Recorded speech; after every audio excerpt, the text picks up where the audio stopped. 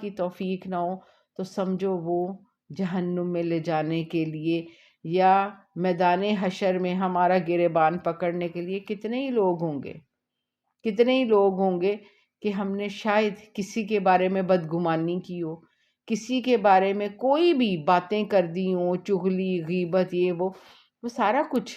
تو اللہ نے کہا کہ اس سے جو معاملہ ہوگا وہ کیا کرو گے تم، کیا کرو گے، اس کا کیا، اللہ کا فضل اور توفیق ہے.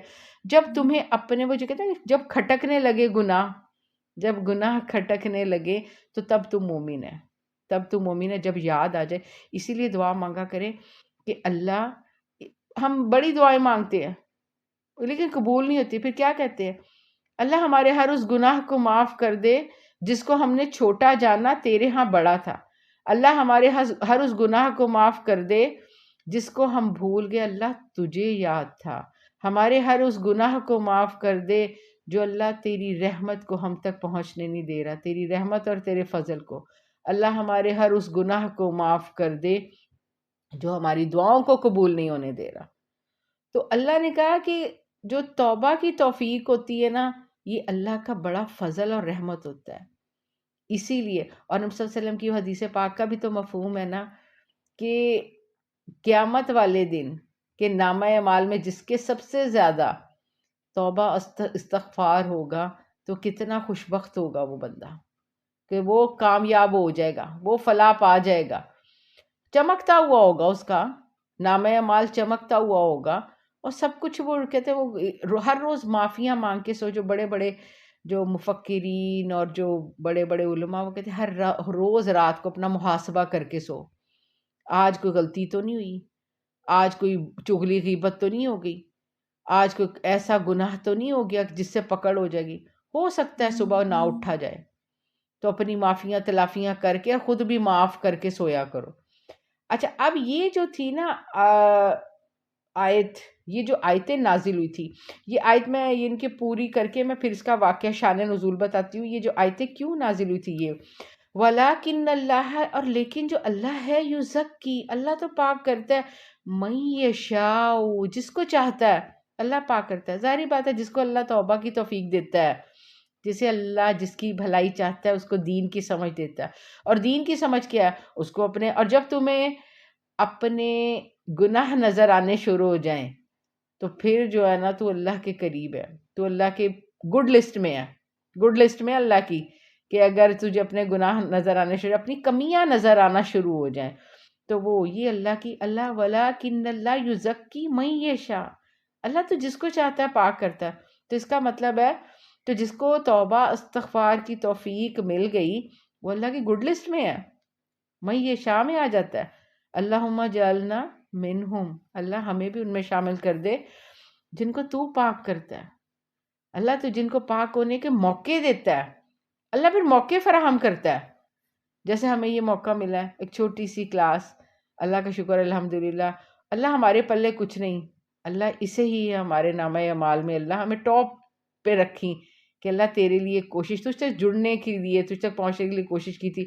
اور اب وہ یوٹیوب کا یہ میں ایک چینل شروع کیا ہے تاکہ کسی کا اگر مس ہو جائے تو وہ صرف وہ پڑھ لیں، صرف اس نیت سے کہ وہ سن لیں اور وہ اپنے سبق سے ٹچ میں رہیں. یہ اس کا جو شان نزول تھا یہ اسی واقعے سے جڑا ہوا ہے. واقعہ وہی جو واقعہ افک تھا حضرت عائشہ پر، جو تہمت لگائی تھی انہوں نے. میں نے کہا تھا نا کہ بنی مستلق کے جو 6 ہجری کے واقعے میں نبی صلی اللہ علیہ وسلم کے ساتھ وہ گئی تھی اور رفع حاجت کے لیے گئی ہیں.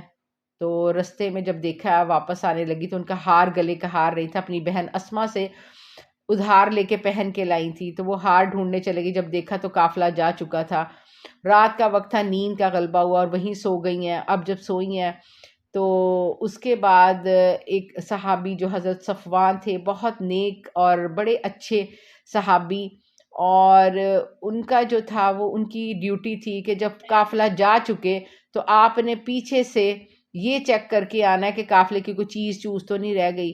تو اب دیکھا کہ ایک گٹھری بنا جیسے کوئی شخص سو رہا ہے، حضرت عائشہ سے اکٹھی ہو کے سو رہی تھی ادھر زمین پر.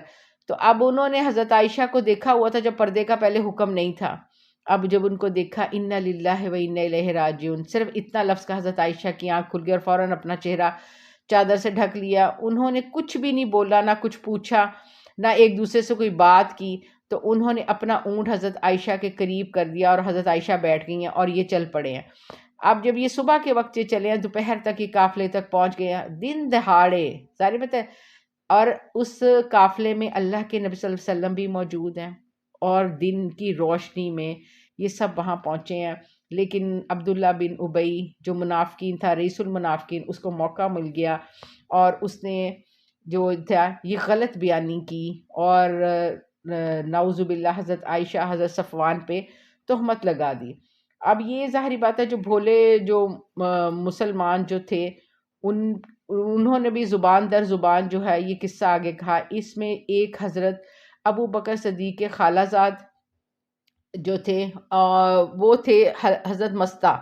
یہ حالانکہ بدری صحابی تھے اور مفلس تھے، وہاں سے ہجرت کر کے آئے تھے مکہ سے. اور بدری صحابی 313 کے لیے تو سب کو پتہ ہی ہے کہ دنیا میں ان کو لیے جنت کی بشارتیں تھیں اور ان کو جنت کی خوشخبریاں مل چکی تھی. اب انہوں نے جو تھا انہوں نے بھی زبان سے اس قصے کو کہہ دیا ہوگا. ایک جو تھے حسان بن ثابت جو کہتے ہیں نا کہ شاعر تھے، جو کرتے ہوتے تھے کہ اسلام کے بارے میں جو شعر کہتے ہوتے تھے، نبی صلی اللہ علیہ وسلم کی شان میں شعر کہتے ہوتے تھے، ان سے بھی غلطی ہوئی. اور ایک اور تھی صحابیہ ہمنا، تو وہ پھر بہرحال یہ جب حد کا ہم نے پیچھے جب پڑھا تھا رکوع حد کا، تو ان پہ پھر حد جاری ہوئی اور ان کو پھر